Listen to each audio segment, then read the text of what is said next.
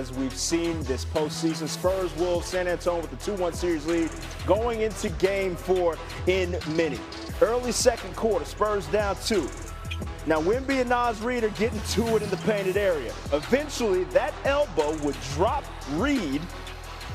Wemby checking on himself. Reid is, working the jaw to make sure everything's intact. And, yeah, on the replay, even Dylan Harper can't believe it. I almost called him his daddy's name. My fault, Dylan.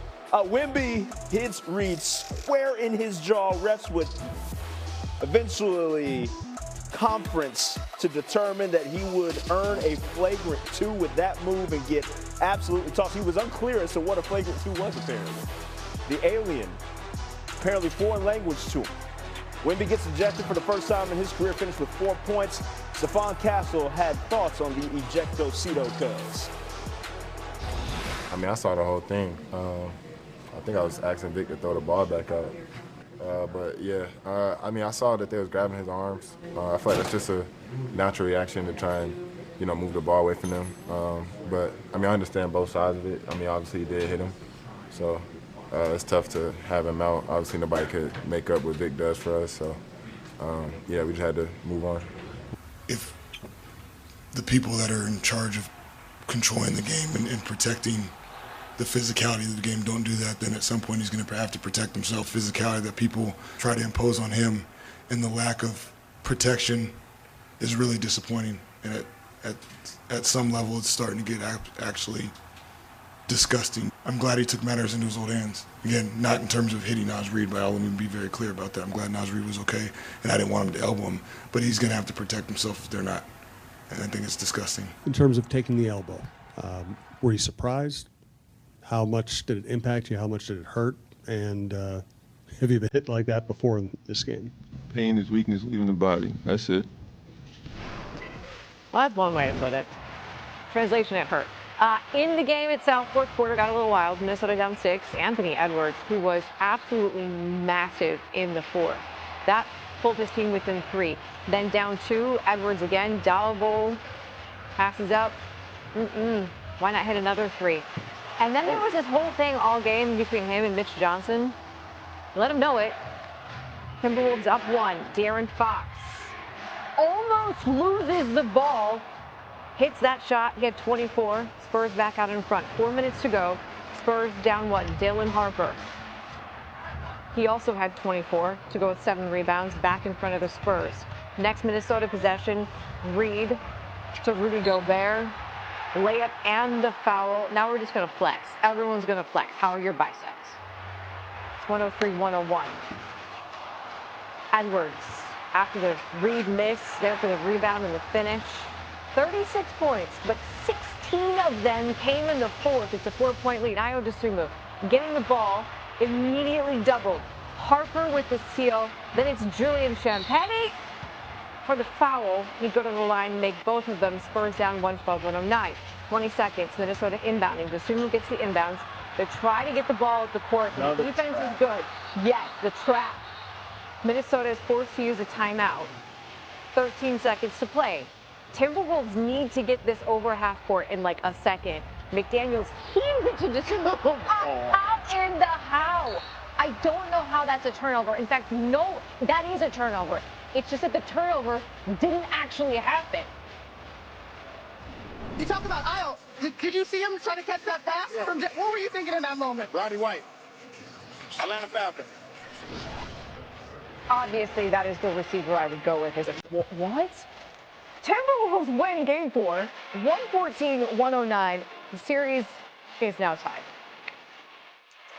Edwards got his 10th 35-point game of his playoff career, doubling up what all the other Timberwolves players have done in literal playoff history. This is also Ant-Man's second straight 30-point game and his third 30-point game of these playoffs. And the significance of Mother's Day, was not lost on him. Remember, Edwards lost his own mother back in 2015, and this one was for her. Today is Mother's Day, and so I just wanted to win for my mom, and it was just that simple. Was she on your mind all day today? Or for sure, kind of, yeah. For sure, yeah. I couldn't lose this game for her, for sure.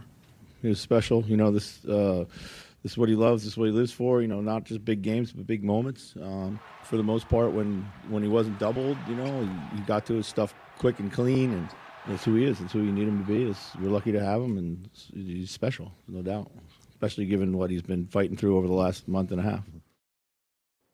Okay, so given the physical nature of this here series, we got to get Kendrick Perkins in to discuss what we just watched.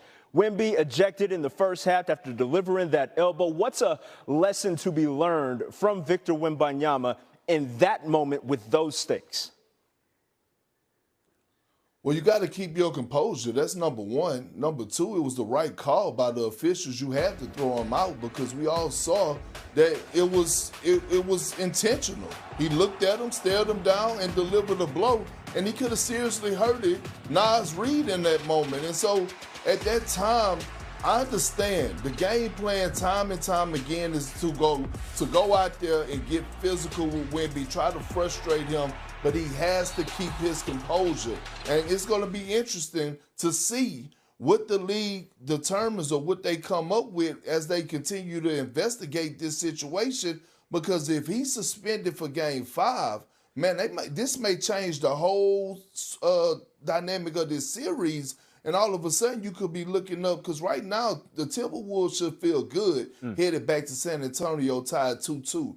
But again, if Wemby is suspended Game 5 and they shift and then Minnesota go in there and get the win, this is going to be one of these moments if Minnesota complete the mission that Wemby is going to look back and have all type of regrets. Because I truly believe, and I know I'm rolling with Minnesota in this series, but from what the Spurs been showing me, Wemby in that lineup, they really could go win the championship. But if he's not, Minnesota complete the mission, this is one of those seasons that he's definitely going to have in the back of his mind for the rest of his NBA career. Now, I know you said it will change the complexion of the series, but it changed the complexion of this game, specifically in that fourth quarter when Ant-Man is getting off, scoring 16 of his 30-plus on the evening. What did you see from Ant-Man in that moment?